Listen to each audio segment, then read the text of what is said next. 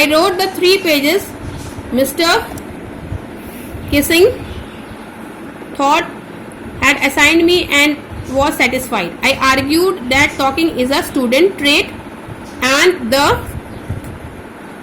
that myself of the habit since my mother talked as much as I did, if not more, and that there's not much you can do about inherited traits.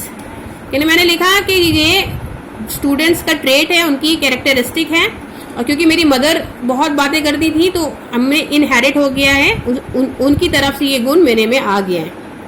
Mister Keesing had a good laugh at my argument. और इस बात पे, ऐसे पे इनके जो teacher थे बहुत हंसे. But when I proceeded to talk way through the next lesson, और जैसे ही मैंने अगले लेसन में बात करना शुरू किया, ही असाइंड मी अ सेकेंड ऐसे. उन्होंने जैसे ही बोलना शुरू किया इन्होंने क्लास में दोबारा इनको एक दूसरा ऐसे लिखने के लिए बोल दिया गया. This time it was a post to be an inflexible chatter box.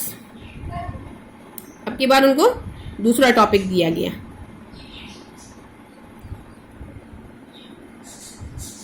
I handed it in and Mr. Kissing had now going to complain about for 2 whole lessons. Now he was going to complain about her that she was not keeping quiet in the class, all the time misbehaving. However, during the 3rd lesson, he'd finally had enough, and Frank, as punishment for talking in class, write an essay entitled "Quack Quack Quack," said Mistress Chatterbox.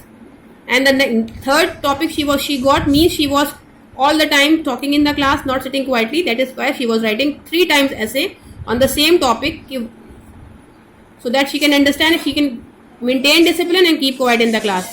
The class roared. I had to laugh too.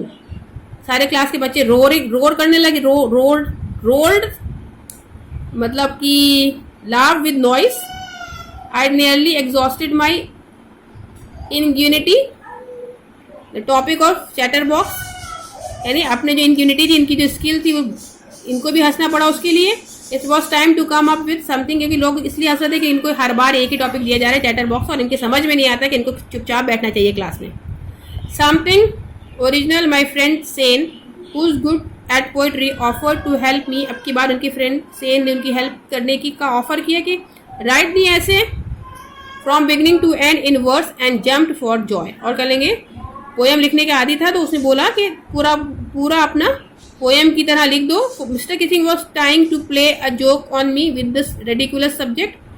इनको लग रहा था जो इतना ridiculous subject, इनको funny subject दिया गया है, इनके टीचर इनके ऊपर फन करना चाहते हैं. But I made sure the joke was on him. और ये चाहती थी कि इनको टारगेट कर रहे हैं, ये अपने टीचर को टारगेट करें. I finish my poem and it was beautiful. It was about a mother duck and a father swan with 3 baby ducklings. इन्होंने ऐसी पोएम लिखी जिसमें एक डक थी, डकलिंग्स थे 3, और उनके स्वैन फादर थे, who were bitten to death by the father because they quacked too much. और एंड में उनकी डेथ हो गई थी क्योंकि उनकी क्वैकिंग बहुत ज़्यादा थी, इसलिए वो एंड में मर गए थे. Luckily mister Keesing took the joke the right way. अब की बार उनके टीचर ने उस जोक को प्रॉपरली लिया.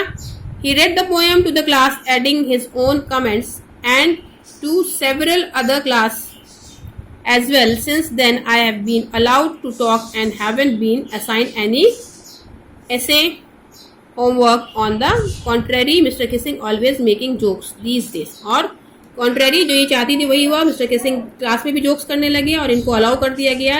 ये क्लास में बैठ के बात करते थे और इनको कोई मना नहीं करता था. This is all in the story. Now you will do the work. I will send you the questions that you will do in your copy.